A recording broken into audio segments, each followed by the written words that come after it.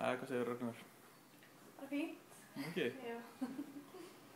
Ég byrjar að taka upp hérna sko. Ok. Ég spá hvort viljir ekki hérna bara kynna þig og kynna fyrirtækið þitt. Já. Og segja svona aðeins. Ég heiti Ragnar Ösp og ég er einn fyrirtækja sem heitir Rúnini. Ég er vöruhönnuður á mennt. Og ég lærði bæði vöruhönnun hérna heima í Listaháskólanum og svo fór ég út í nám og kláraði mastersgráðu úti í vöruhönnun.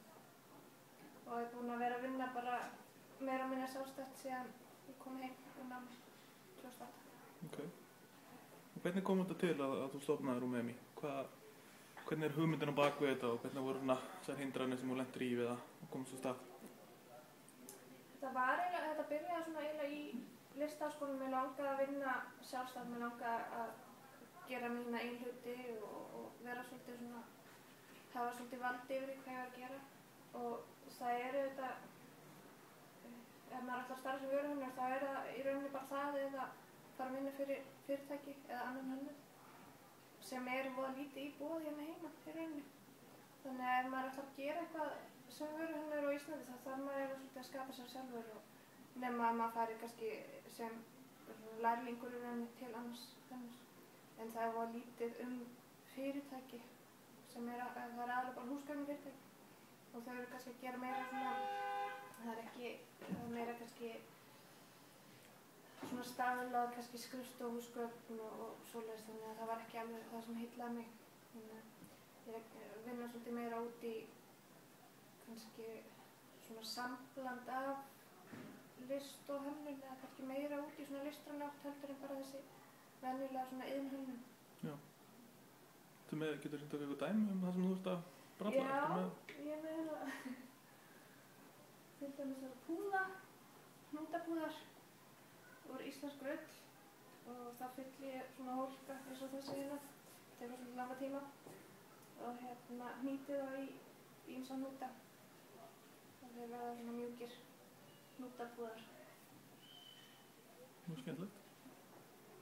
Með þessi nokkra týpur, svo er ég að gera kolla og ég vil líka aðeins vera að hanna fígur og svona karakterhönnun og illustration og svona. En það er kannski meira svona hobby til hliðar.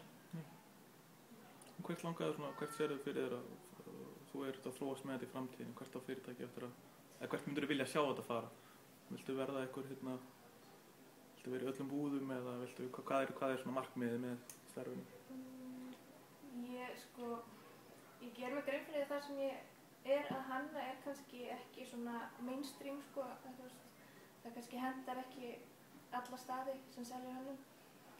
En ég myndi vilja gera þetta stærra og ég myndi vilja fá meira publicity út af þetta og það er svona takmarkið og svo langar mig bæði í rauninni að vinna að sko vöruhönnuninni og svo líka þetta karakter svona til hliðar í rauninni og gera kannski meira á því. Þannig að þetta er svona tvær hliðar sem ég er að vinna með að koma á.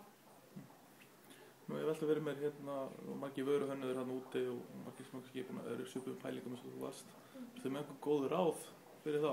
Hvað er þetta að gera?